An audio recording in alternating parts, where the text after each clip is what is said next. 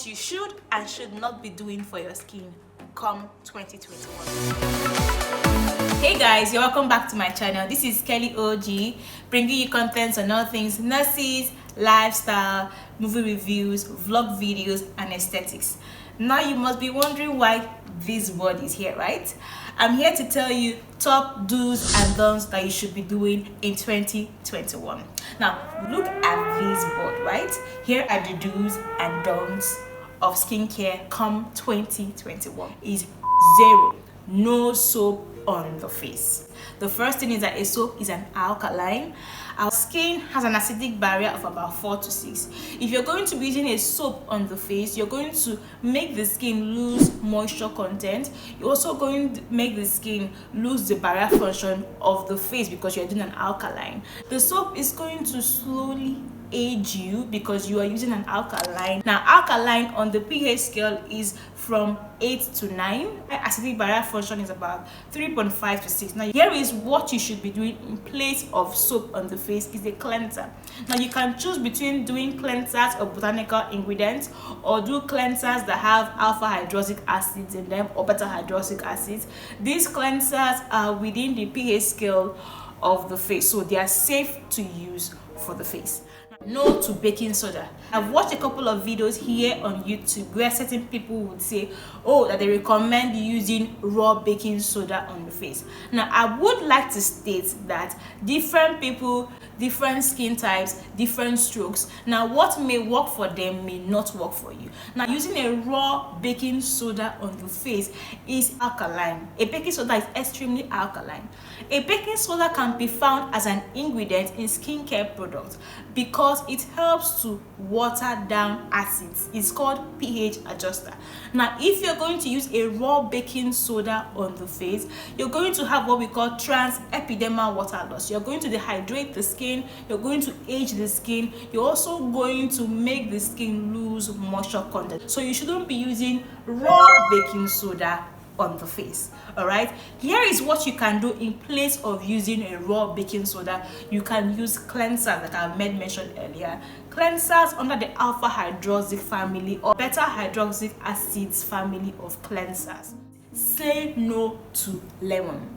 Certain people again on YouTube or outside YouTube would use lemon on the face. Now lemon is extremely acidic. As much as the skin is within the pH scale about 4 to 6, lemon is under the citric acid and ascorbic acid. These are acids. Now doing them on the face is a little bit too much because you're going to have photosensitivity while using lemon on the face. So you shouldn't be using a lemon on the face. Okay, here is what you can do in place of using lemon on the face. You can go for cleansers with glycolic acid, cleansers with lactic acid, cleansers with mandelic acid, cleansers under the alpha hydroxy family if you want to do acids in your routine. All right, say no to topical steroid creams. A lot has been said about using topical steroid creams. Some people use Format A, some people use Visita, some people use Kinel. Trust me, without me being in the aesthetic industry, I wouldn't have known that using steroids on the face is not good for the skin. I feel that sensitization in this industry is really necessary. Now, a lot of people fall prey of using Format A, Kinel, Visita on the face. Now, why these products are being made, they are made for anti-inflammatory purposes. So if you're using a steroid on the face, you're basically compromising the barrier function of your skin. You're making the skin prone to infection. You're making the skin prone to dilated capillaries. So you can't be doing steroids on the face. Okay, here is what you can do in place of using steroids on the face.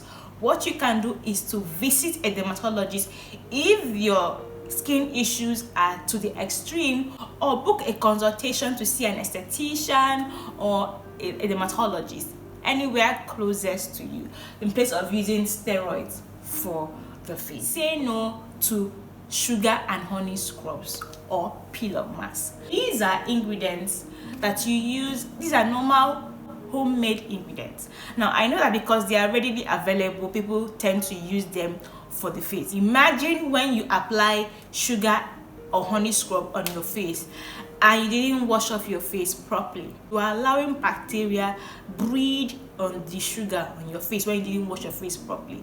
Now once bacteria breeds on this sugar, you are leaving your skin prone to inflammation, prone to infection. So that's another reason why you shouldn't be using a sugar and honey scrub. And ideally a scrub, basically what you're trying to achieve with a scrub is exfoliating. Now in place of these scrubs, you can get exfoliating cleansers, you can get exfoliating toners, you can also go and have a facial done or visit a dermatologist to have a chemical peel. Say no to taking medication not prescribed by your doctor. A lot of people again sometimes self-medicate, which is very wrong. We shouldn't self-medicate, especially when it comes to acne issues. Certain people take medications not prescribed and they take it for a very long period of time. Sometimes they are not controlled and they use it, and sometimes the body gets used to these medications that when prescribed again it doesn't work for them. So that's why you shouldn't be self-medicating or using medications not prescribed by your dermatologist. Alright, here is what you can do in place of taking medications not prescribed. Again, you can visit the dermatologist or clinics close to you to get or seek help. Come 2021, you shouldn't be using coconut oil on the face. Again, people will say coconut oil has antimicrobial properties, antibacterial properties. Yes, they do, but can they be used for the face? No. Certain people may feel that it can penetrate into the skin. The answer is no. Coconut oil on the comedogenic scale is between 3/4 out of 5.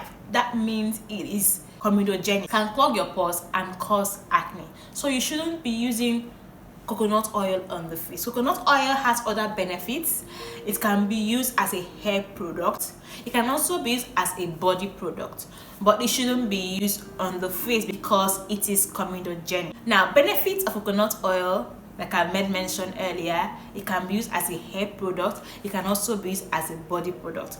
Other oils that are safe to use for the face is almond oil. Now you can use almond oil to take off makeup on your face. You can also use sunflower to take off makeup on your face. Other oils that can serve as moisturizers for the face, you can use the rosehip oil and the jojoba oil. I'll write other oils that are also safe to use for the face on your screen. Come 2021, you shouldn't be popping or extracting acne on your face.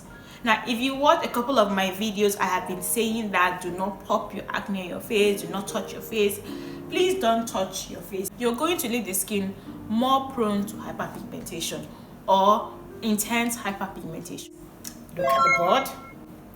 No to sponges or brush on the face. If you're going to use a sponge or brush for the face to scrub your face, basically what you're doing is you are allowing bacteria to breed on the brushes or on the sponge. So it's not safe to use a brush or sponge on the face. Alright, now in place of using a brush or sponge on the face, what you can do is to use your hands. Your hands are the perfect cleansers for your face.